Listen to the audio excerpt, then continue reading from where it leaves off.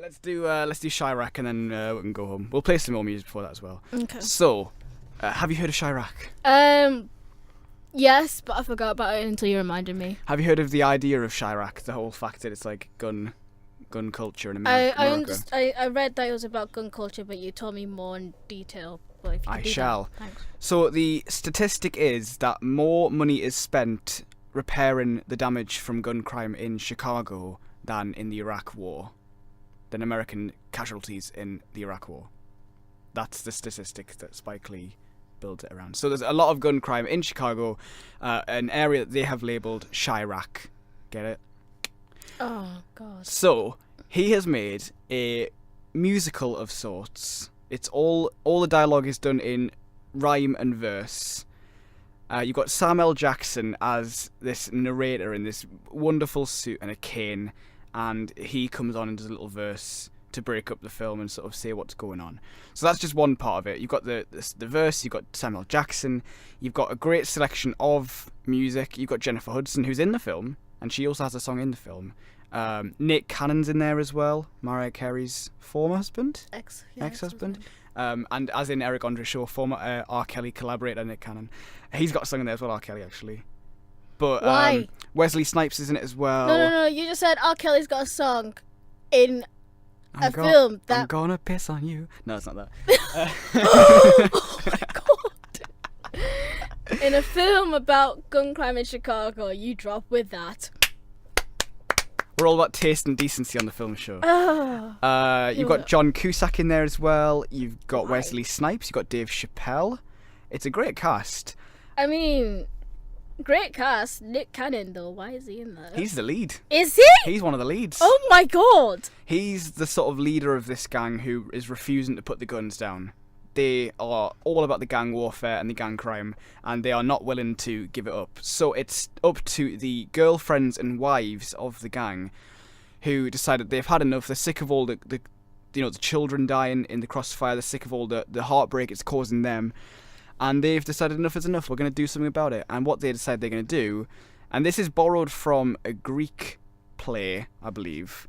They're going to hold off from allowing them to have any sex with them. And when the guns, crimes, and all that stuff stops, that's when they can finally do it again. So it's this long, barren spell of these girls saying, enough is enough. We're protecting our rights. We're protecting our people. Enough is enough. And that gang is headed by Teyonah Parris, who was fantastic. Have you seen Dear White People? No, but that's on my list. That's on my really Netflix list. good. I need to watch that. She's one of the leads in that. She's also great in this. She's got this really headstrong, determined, fierce performance. And she's the leader of this gang that basically... I've just seen your tweet. She's... I'll retweet that later on. She's the leader of this very determined, fierce gang who, they know what they want. They're going to stand up for it. They're not going to take no for an answer. They don't back down. And they're a bit scary, basically. And these men, at first, take it very lightly. They're like, it's fine. They'll forget about it. They'll forget about it. They'll be fine with it. They'll ignore it. It'll all be back to normal before you know it. But this goes on for a while. This goes on for months. So this is an entire town of Chicago. And nobody's having any sex and everybody's miserable. Oh my God. And everybody's at war with each other. But it drives home the point to the men. They're like, well, maybe we should think about putting the guns away. But it takes a long time to get there. Between then, you've got a mixture of comedy, you've got a mixture of the musical aspect, and you've got the very stirring, heartbreaking scenes. You've got John Cusack. He plays a pastor at the church, and he has this amazing, I think it's about 10-15 minute scene where he delivers this gospel where he demands that an end to gun crime happens. And I think the entire film is through that same voice of being just unashamedly angry and defiant, and ensuring that something is done to make this go to an end.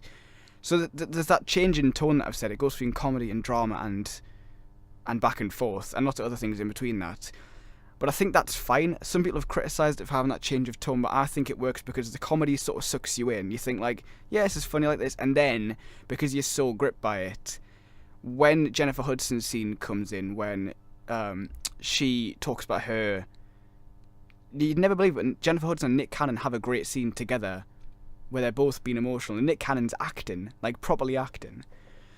And it's actually quite gut-wrenching and quite heart-wrenching. Can we just confirm that Nick Cannon and Jennifer Hudson's like scene? It's nothing like, nothing like romanticized. No, like not that, at all. because I think they'll just give me nightmares. This is like a big standoff towards the end of the film, and it's all kind of coming to a head. Okay. And Jennifer Hudson, I think it's her son who was killed by a gang, sort of caught in the crossfire. Exactly, I know.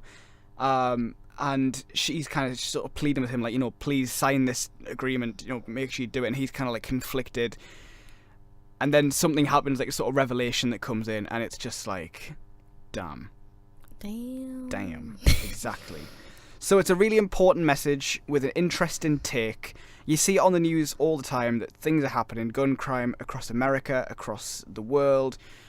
The Christmas song, War is Over. Yeah. Is it fuck?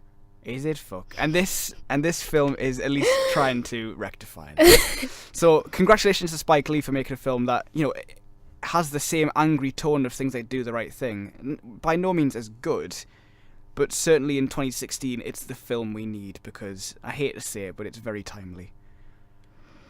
I mean, this should not be happening, but it is, and that is sad. It's a concern, not like in Chicago, but in America as well. Like, you've seen how Barack Obama, what a lad, worked so hard, worked his arse off trying to get like so many legislations of gun crime. But it's the Second Amendment, isn't it? It's the Second Amendment. It's the gun association that they have in America. It's these people who don't seem to understand that the things that they have are instruments for harm. They don't understand that it's not self-defense.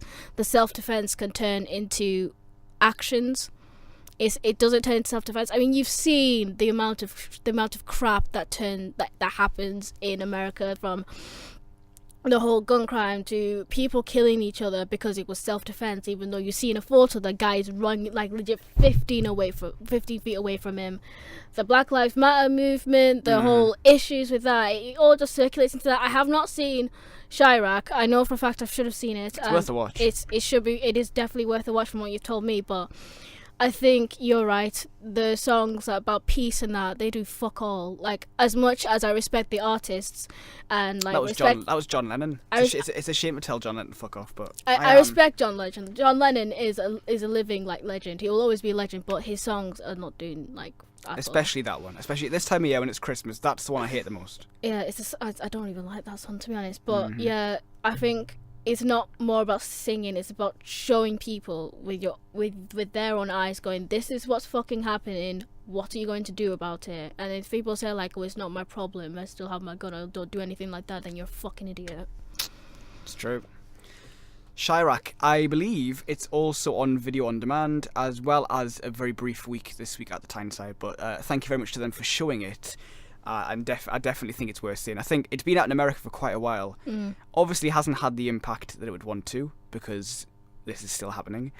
And Donald Trump is now president. So all of that hard work Obama did is going to be chucked out the window. Let's not talk about this, because this is still annoying us. Yeah. But let's just leave it at the Democrats should have done better to put a better candidate up against Trump to stop this happening. And because they didn't, because it was Hillary, this is the world we live in. All I'm saying is, that if you had Bernie, he would have tried to get you free college. Bernie would have got everybody stoned on all that weed he's been saving up all those years, and would all just be peace and love. Would all be like, yeah, it's fine. And free college.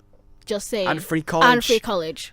That's the only thing that's annoying us, is that people are just there like, anyone help us out. Fam, you're going to be like, $500,000 cheaper in life because you don't have to pay that much for college. You would have got it for free.